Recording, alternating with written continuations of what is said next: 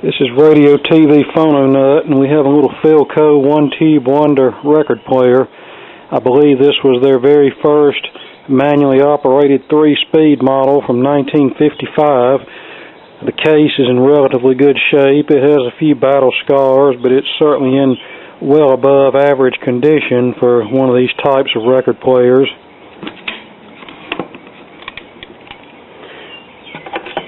And of course it's been fully overhauled, new power cord, new cartridge, drive mechanism cleaned and lubricated, amplifier redone, all new capacitors, resistors as needed, selenium rectifier replaced with a silicon diode. Even had to replace the speaker in this. Now I first tried a speaker out of a junk Crosley, and it just didn't sound well at all. That was its way of getting back at me for putting some Chinese piece of crap speaker in a good old American-made record player. So I had a speaker out of a junk RCA record player.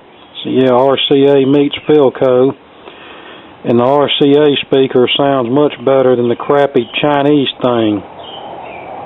Now, as far as the cartridge, this had as most of these had, a crystal cartridge. It was dead. I was going to put an 89T cartridge in here. It has half-inch mounting, but the needle lever on the 89T holder was interfering with where the tone arm rests here. I couldn't put the arm down without the needle lever hitting the platter. So I found a new old stock Calrad cartridge from probably the 60s or 70s. It's a mono high output crystal cartridge, and fortunately it's plenty hot, but the disadvantage is you can only safely play mono records on this. This is not really something you'd play stereo on unless it's junk that's already trashed anyway. And as far as that goes, I wouldn't play any kind of pristine record on any kind of record player like this, but you know, if you have a pile of old worn out thrift store flea market records, then have at it. This is ideal mainly for 78s, followed by mono LPs and 45s from the 50s and 60s up to about, I'd say about pre-68 would be okay to play on this.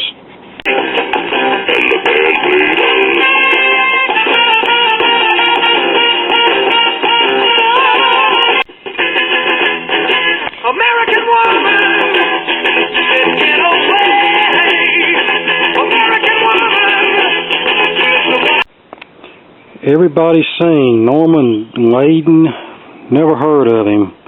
It's on the RCA Camden label, so obviously a budget release, and it's old and beat up and scratchy, so nice record for testing purposes.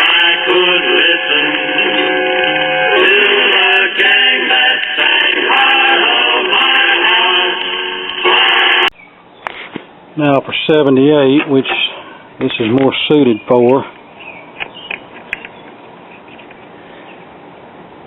Yeah, the SP side is 78, LP is, of course, 45 and 33.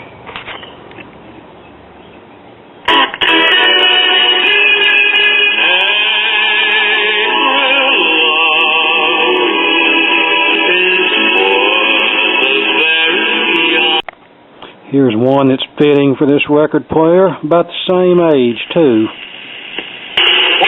3 o'clock, 4 o'clock, rock. 5, 6, 7 o'clock, 8 o'clock, rock. 9, 10, 11 o'clock, 12 o'clock, rock. We're going to rock around the clock tonight. Wait, right, biggest fool. I'm the world's biggest fool for falling in love with you.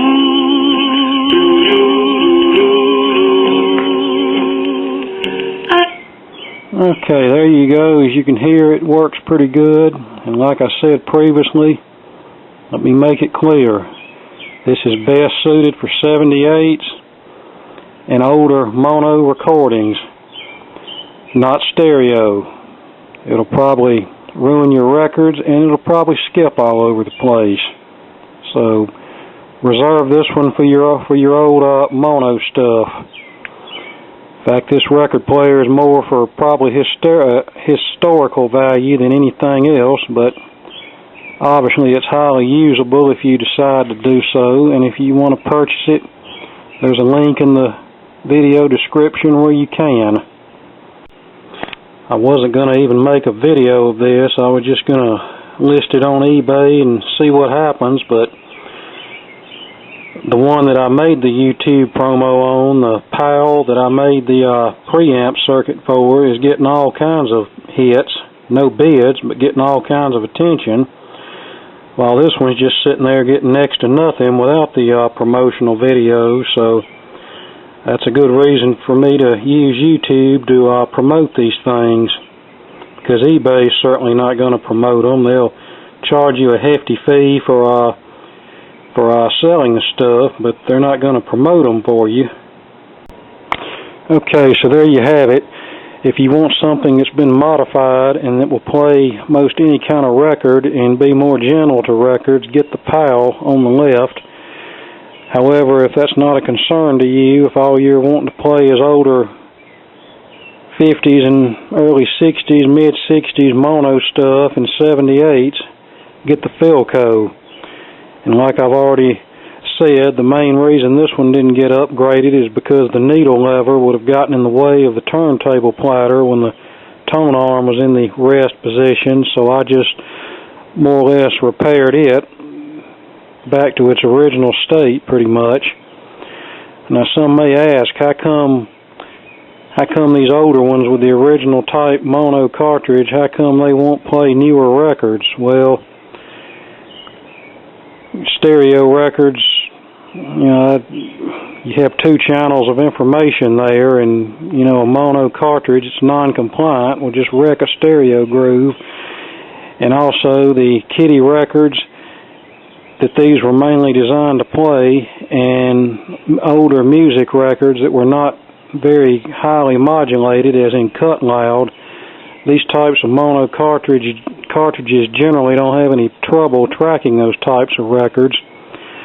However, if you play some of the later 45s, even the mono ones that are cut loud, these types of cartridges, like what's in the Philco, may have a hard time tracking them. And the reason those later 45s were cut loud is so they would sound decent on AM radio and on cheap record players that were made during the time that those 45s were made. But records made during the time of this old Philco, they weren't cut very loud, and these types of mono cartridges generally don't have any problem tracking them. And as far as tracking pressure, this Philco is around 11 grams. Now don't fall out of your seat. The original cartridge, I believe, was about 14, which was normal for these old record players like this, and older mono records and 78s had no problem with that. However, this one over here, what did we say it was in the last video? A little over 4 grams, 4.5 grams. Now that's pretty much tolerable for any kind of record. So there you go. There's your two choices. If you want the Philco, there's a link in the description, and the PAL is also on eBay too.